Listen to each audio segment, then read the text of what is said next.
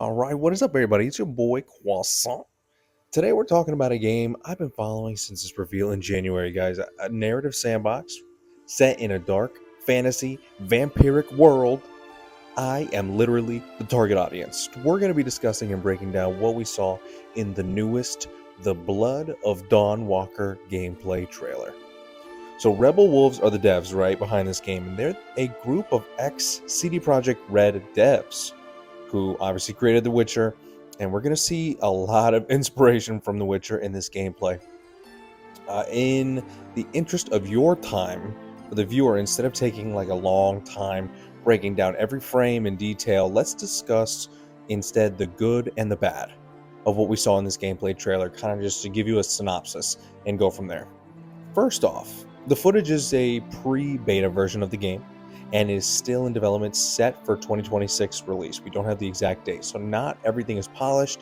And also understand that the bad I'm going to talk about today will most likely get fixed and finely tuned before the release date, obviously, and that's why I'm making this video, right? So if somehow, I know I'm a small creator, but if somehow the devs or somebody who works at Rebel Wolves sees this video, then they can understand that my criticism comes from a place of love because I want this game to succeed so badly. Okay, now let's talk about the good. Let's get the good out of the way. So first off, the world building, guys. The world building and overall vibes of this world are immaculate. They nailed the medieval Europe theme, and the way they crafted like their buildings, like the church scene we see in the trailer, and the costume design for the NPCs. Not to mention the game just looks beautiful in Unreal 5. And they killed those landscapes. You can make the experience unique over time with the narrative sandbox aspect. That's my next point. All your decisions alter gameplay. And they alter gameplay in the way outcomes occur in the world of Dawnwalker, right? Certain narrative paths make boss fights easier or not happen at all. They even hinted, right, that we may be able to reason with one of the bosses that we see in the gameplay trailer. And for people who want an extra challenge, they can definitely explore a narrative route that stacks the biggest challenges against them. Or you could just, utilize strategy, explore, a route that, you can talk yourself out of the situation and maybe not face as big of a challenge. You could face a challenge head on, formulate a surprise attack, catch enemies off guard. So there's different ways you can use this sandbox aspect narratively, and I love that. And at first, my next point, at first when they mentioned 22 days, right, you got 22 days to complete the quest, I'm like, oh, I'm going to be rushed on this continuous timer. I hate this. I don't really like this. But then in the trailer, they did mention that time is more of a resource than an actual timer, right, to constantly rush me. And we see this in the dialogue option with the conversation between Florin and Cohen in the church. So Florin offers to take Cohen's confession in the dialogue option pops up for Cohen. Notice that the second option, very well, has an hourglass icon next to it indicating the dialogue option will require some amount of time. And I don't know what kind of this is going to offer the player. It could be more insight on a current mission, more secrets, new threats. Because as much as it could help the player, it could also hinder them, right?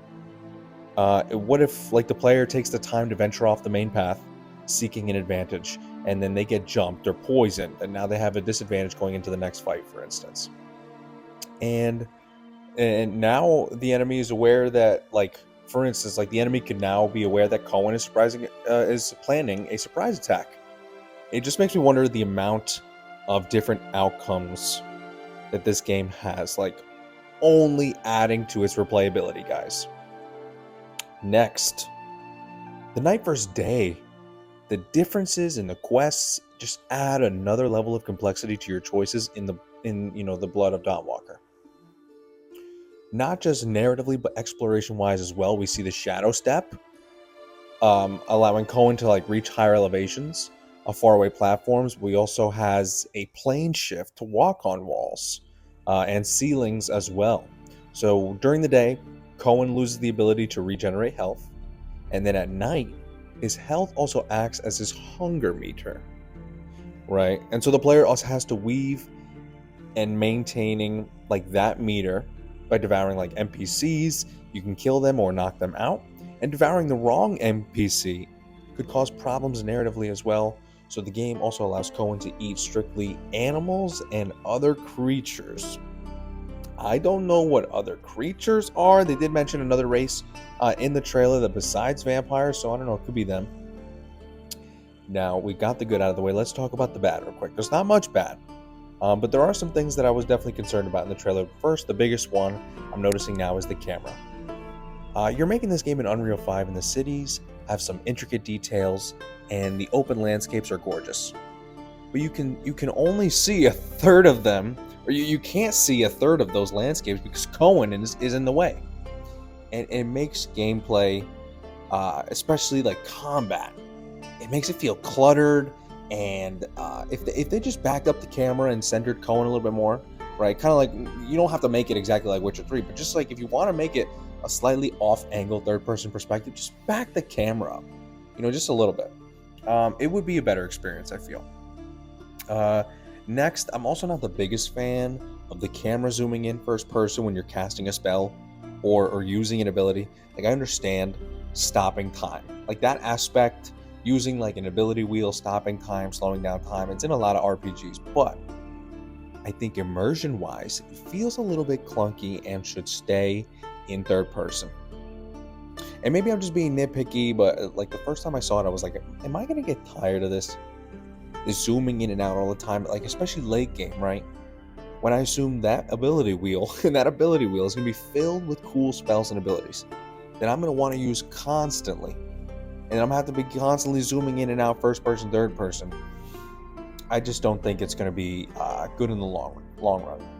So I think just leave it in third person. Last, of course, there's also like small animation and effects problems that can easily be ironed out, but I did want to address them.